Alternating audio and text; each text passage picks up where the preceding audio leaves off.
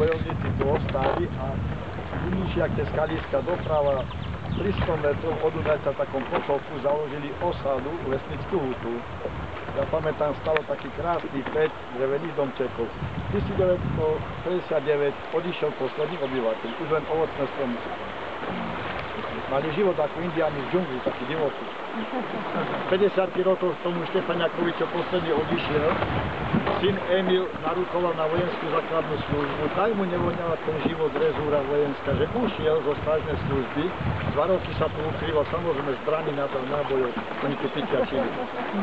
Ale tu je veľký mráz, tak prišiel sa zohriať v zime, policajti to ale strážili, tú chalúbku, chytili ho v pivnici, mal súd, bolo to ako vlastní zrada, odsedel si krutý trest, zdraviu škodlivý, 17 rokov uranové bane, zomrel skôr ako otec.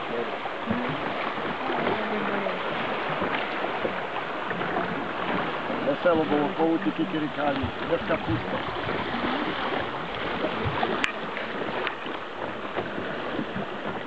Tuta preto, lebo v 18. storočí kamal boli mali menšie pece a tam ich bolo, tam názor.